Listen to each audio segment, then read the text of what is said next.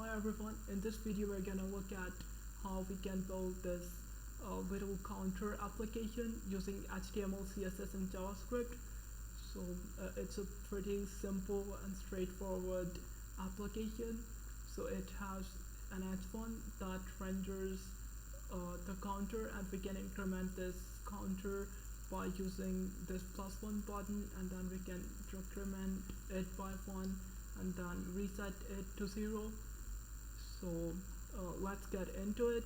So I'll start off by creating a new folder. You can create this folder anywhere in your file system. So I'll name this count, and then I'm gonna open this in my code editor. And for this video I'm using Visual Studio Code. You can use whatever IDE or text editor you're comfortable with. So I'll open the count folder, and I'll start off by creating an index.html file, and then I'm gonna create the basic structure for the HTML document, and for that I'll type in exclamation mark and then press tab. And Visual Studio Code automatically with this shortcut does everything related to the basic setup.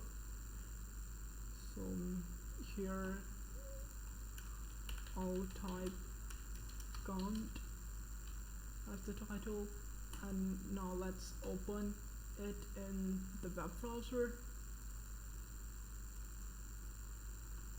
So here is the title showing up. So next up, let's add the contents for this heading and these 3 buttons. So for that I'll make an h1 and say count 0 and then the 3 buttons. So buttons asterisk 3. So I'm using Emmet here. It comes pre-installed with Visual Studio Code. So it's a plugin that makes writing HTML pretty fast with some shortcuts. So I'll press tab. Now we've got 3 buttons. So for the first one I'll say +1, and for the second one -1, and this one is gonna be reset. So let's head over to the browser and see what we've got. So here we've got an h1 with 3 buttons next to it. So this looks pretty ugly currently. So let's style it with CSS to make it look something like this. So I'll create a CSS file for that. You can name it whatever you like. So I'm naming it index.css, and now I'm gonna link the HTML file to the CSS file. So for that I'll use the link tag, and here I'm gonna give it the name, which in our case is index.css. Just as a test to verify that we have linked the CSS correctly, I'll select all of the elements in the page and set their color to red. Let's reload. So we've got the color for every element to be red. This means that we have successfully linked the CSS file. So now let's start styling. So I'll start off by writing a universal selector to reset some of the behaviors that are added by default by the browsers. For instance, every browser adds some margins and paddings and stuff like that to various elements. So in this case h1 has some margin to the top and bottom. So to reset this I'll say margin 0, and it will override the browser default. So now as you can see that the margin is gone, and I'll do the same thing for the padding. This is just to make things look consistent across the various browsers, so the margins and paddings are applied slightly differently by every browser, I guess. And then I'll say box sizing, border box. By the way, if you don't know what box sizing is, I would recommend that you should Google box sizing CSS, or try finding some videos on YouTube. You'll find plenty of great videos that explain this property. Next up, I would like to add this background image.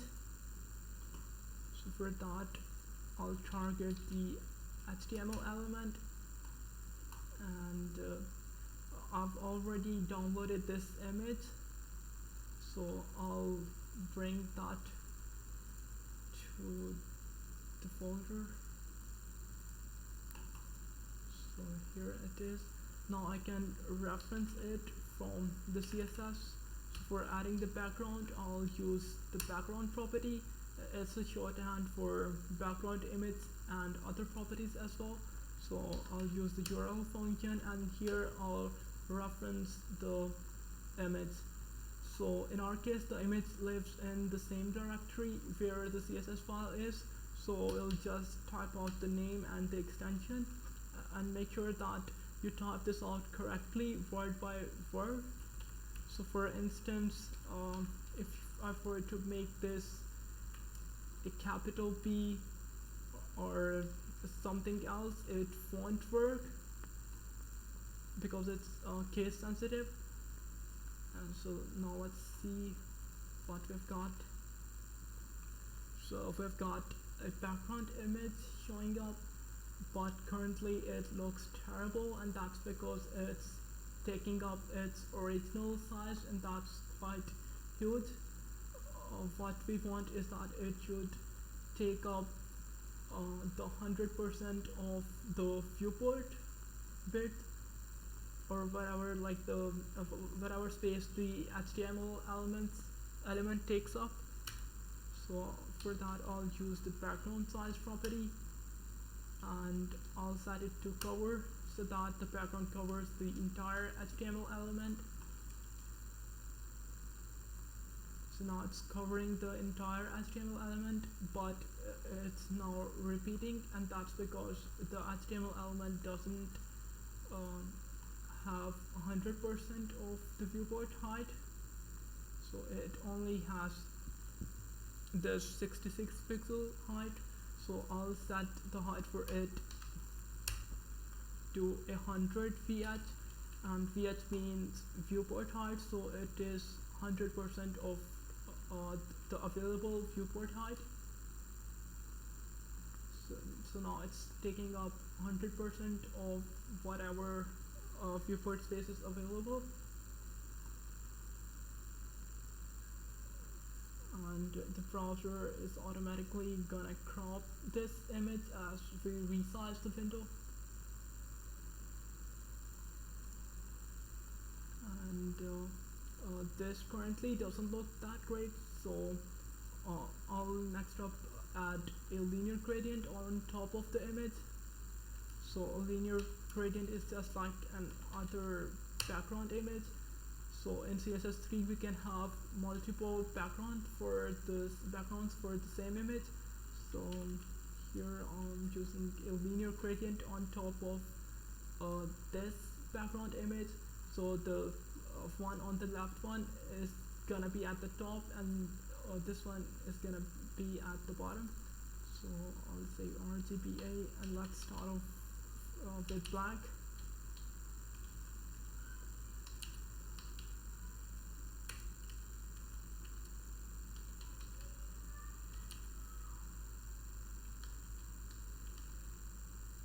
And let's see how it looks. Maybe let's make it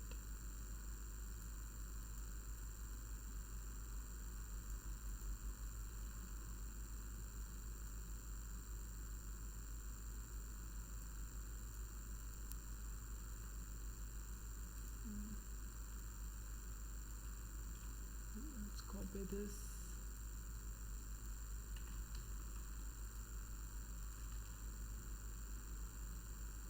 So now I think it looks a bit better.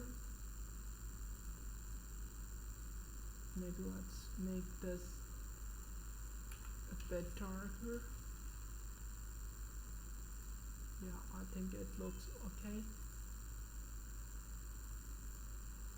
And now this black text over this background doesn't look that great, so I'll set the color for the document to white using the keyword white. So now it's white, and now let's center all of the contents both vertically and horizontally in the center of the HTML element, and for that we're gonna use Flexbox. There are multiple ways of centering things in CSS, but for this tutorial we're gonna use Flexbox, and for that I'll set display to flex on the HTML element. So in Flexbox there are two axes. So along the x-axis we have the main axis, and along the y direction we have the cross axis, and by default the items are laid out across the main axis, and we can align items across the main axis using justify content property, and it can take multiple values. In this case we are gonna use center because we want it to be centered across the main axis. So now it's centered across the main axis. We also want it to center across the cross axis, and for that we have a align items property, and I'm gonna set that to center as well. So now it's perfectly centered. So as you can see, I'm resizing the browser and it's always stays in center no matter what the viewport width is.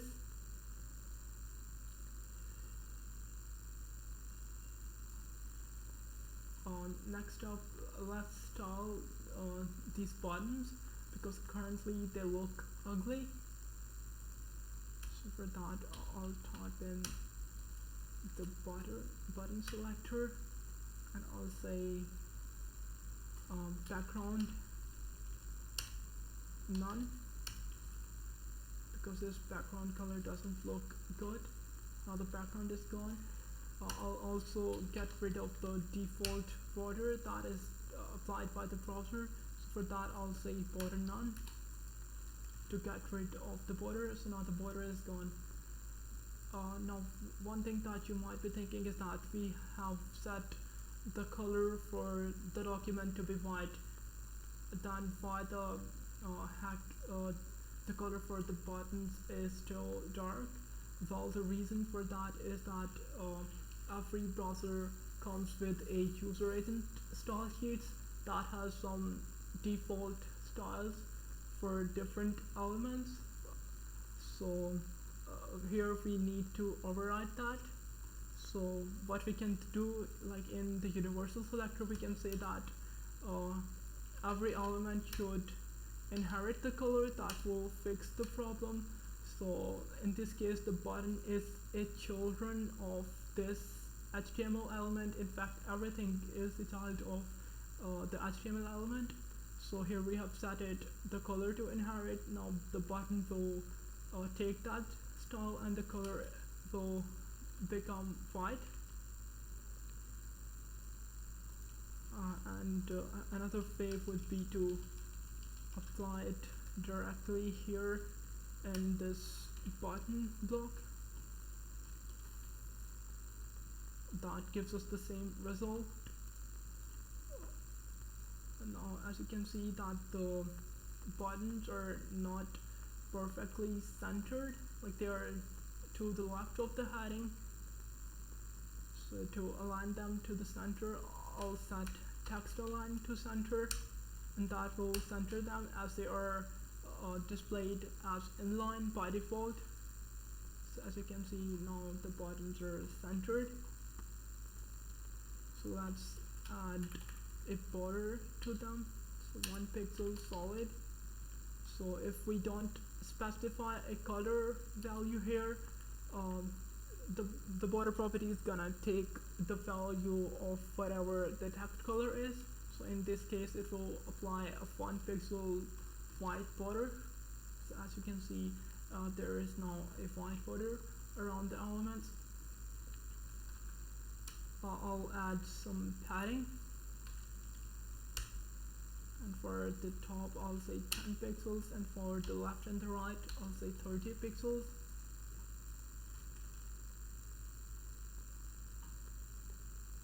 So now it has applied the padding. Let's try 12. Okay, and to make them look bit radial, we'll use border radius. So I'm gonna say 100 pixels. So now they're looking a lot like these buttons. And now let's style the H1 a bit. For the H1, I'll say set the font size to, let's say 90 pixels, and see how that looks. Maybe it's too big, so let's go with 80 maybe. Yeah, that's okay, I think. And for the buttons, I'll set the font size to not too sure, maybe let's try 20 pixels. I think it's okay. And let's use this font family because this one doesn't look that good. So you can find it at Google Fonts. So it's Arvo. So I've already selected this style, which is regular 400, and it will give you this option from where you can copy this link, and we're gonna add this inside the head of our document. And in our HTML tag, I'll say that the font size of font family is gonna be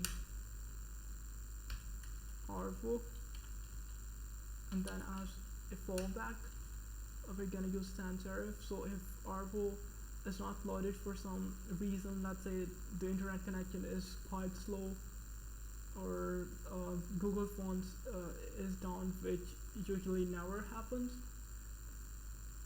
so this font family is gonna be used. So I'll reload the page. Now you can see the font family is changed, but the font size family for the buttons is still what was at the start. Like the browser is applying the default font family from the user agent style sheet. Now we have to also specify for the button that it should inherit the font family from its parent.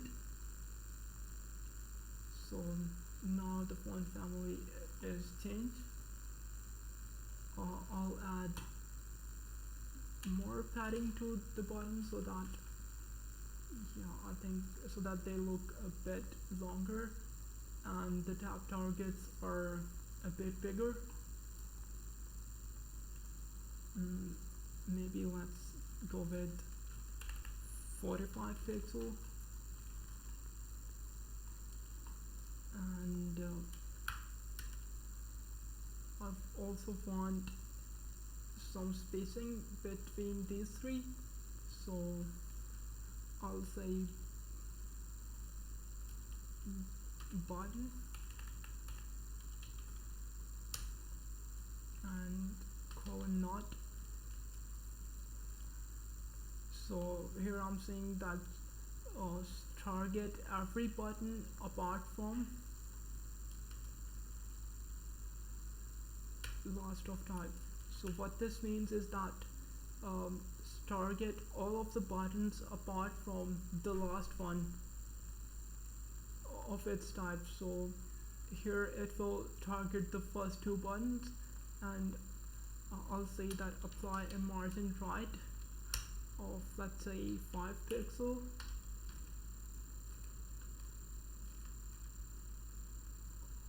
I think it's okay. Yeah. And now we're gonna add some spacing below the H1, and for that I'm gonna use margin bottom, and let's try 30 pixels.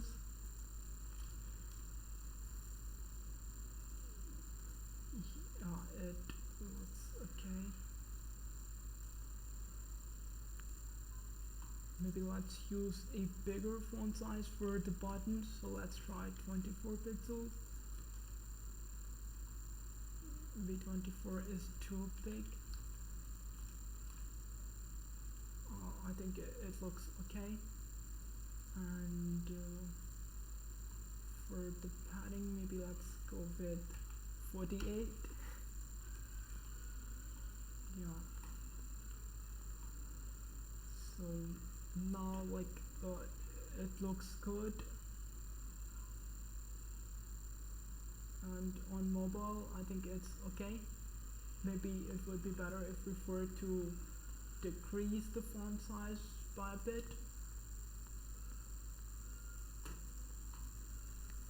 So for that, maybe let's write a media query. So I'll say at media max width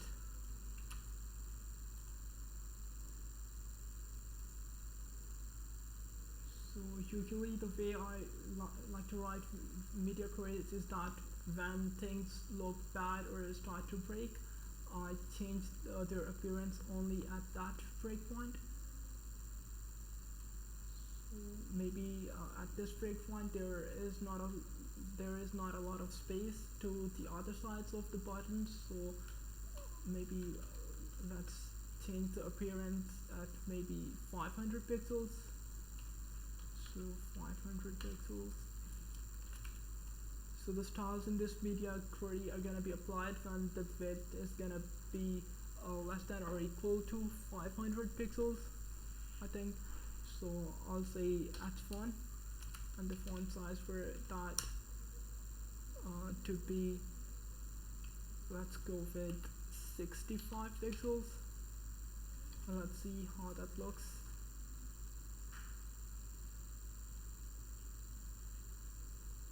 Yeah, I think it looks okay.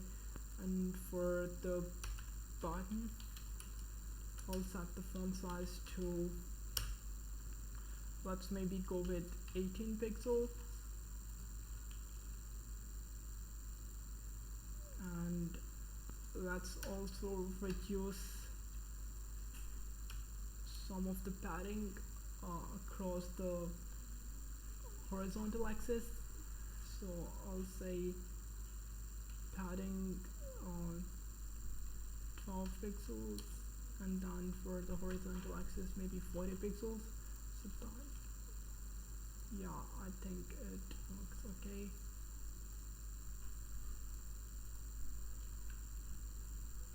Maybe reduce it by, maybe let's reduce it by a bit more. Yeah, I think it's okay now. So alright, it visually now looks good on both the desktop and mobile. So so now let's write the JavaScript to add the functionality. So for that, I'll create a new JavaScript file. I'll call this index.js, and I'll link it.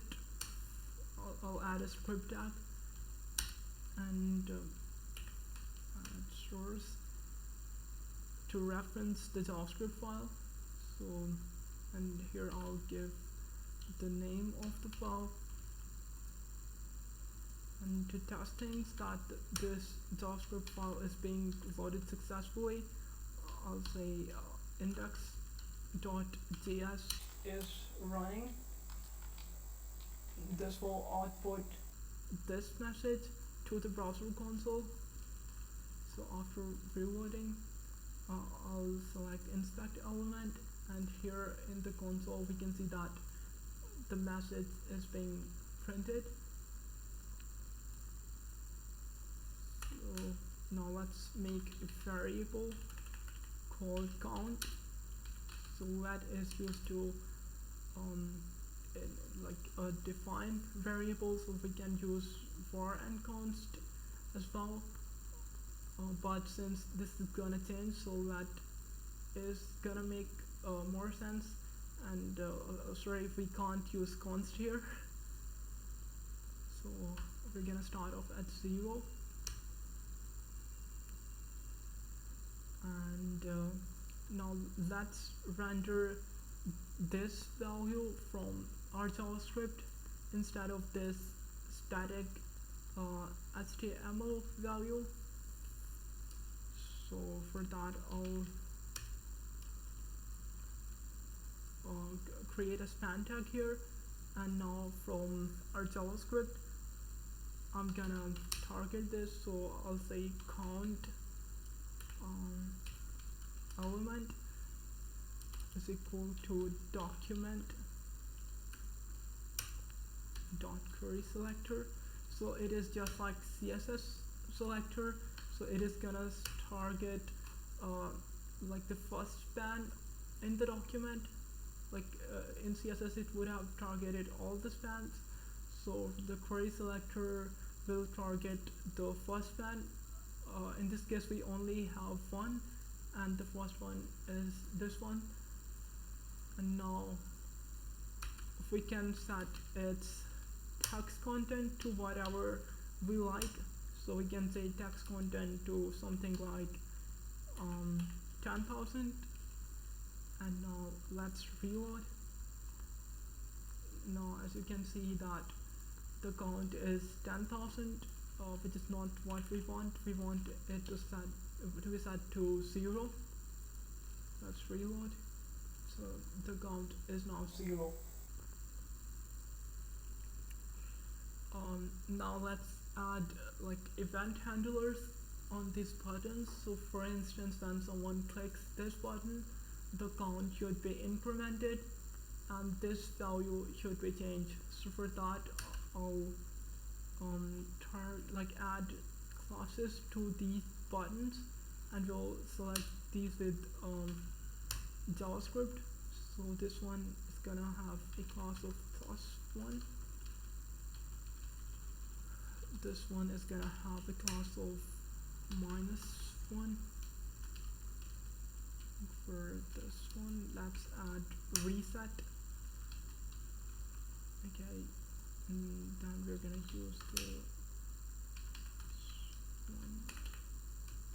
query selector again to target the button. So +1 button dot query selector +1. So this will fetch from the DOM any element, like the first element with a class of +1. So now here I can add an event listener using the add event listener function, and here I'll specify the type of event. So there are many types of events that can be handled via JavaScript. So there are scroll events, click events, swipe, and so on.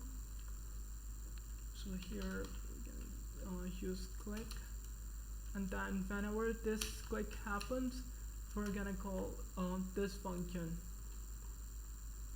So let's do a console log that will say +1 button was clicked. So let's reload the browser and open up the console.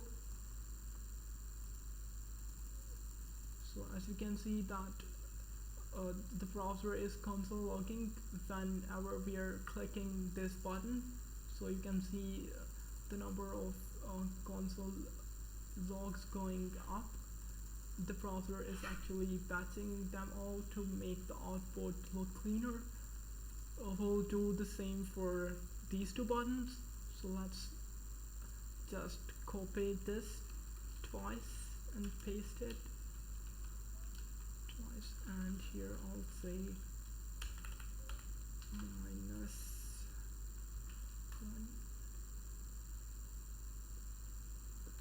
and here it is gonna be minus as well.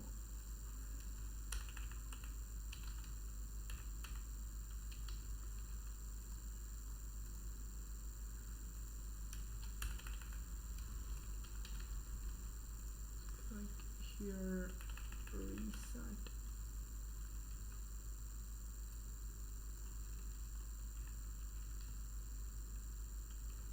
Fine.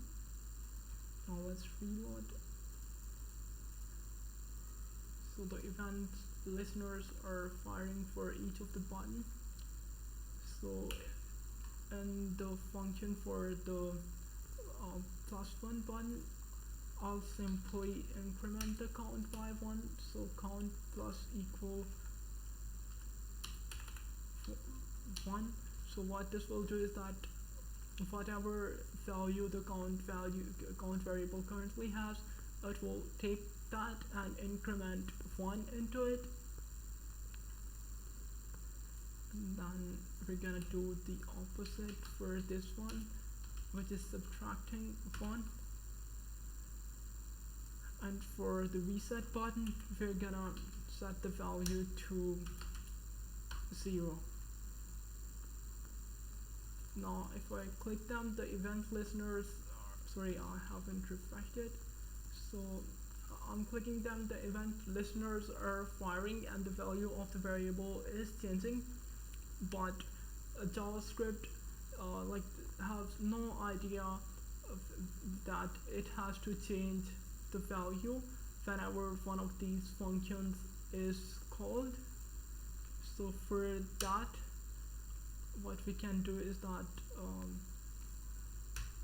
we can change the value of this element whenever any of this function is called. So I'll say count element dot text content equals count.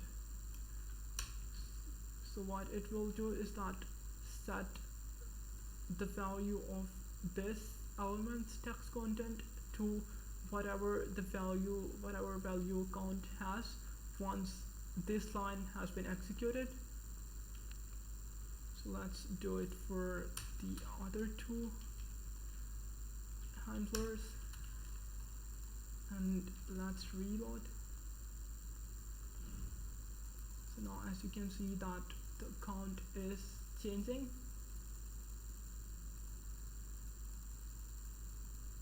And I can reset the count back to 0. So we're done with the JavaScript functionality.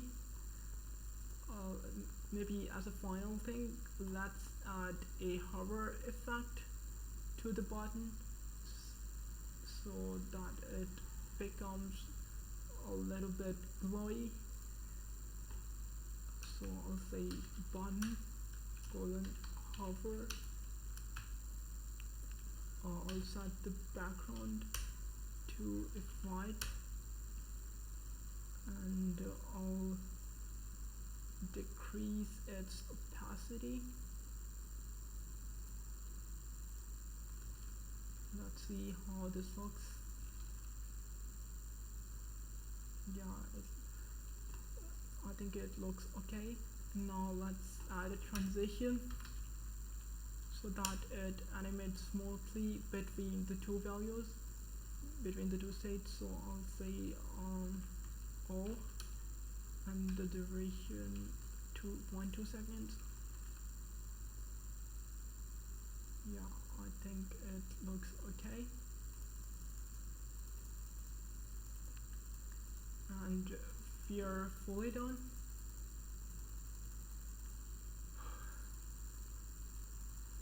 By the way, this was one of like one of my first 3 videos. I'll try to do I will continuously try to do these videos. I'm actually very tired at the moment. You can notice that the way I'm speaking. I'm sorry for the noise in the microphone. Actually, the microphone is not working correctly. I'll try to buy a new one soon. And please give any feedback, how I can improve these videos, and what topics you might like me to discuss. And thanks for watching. Have a great day.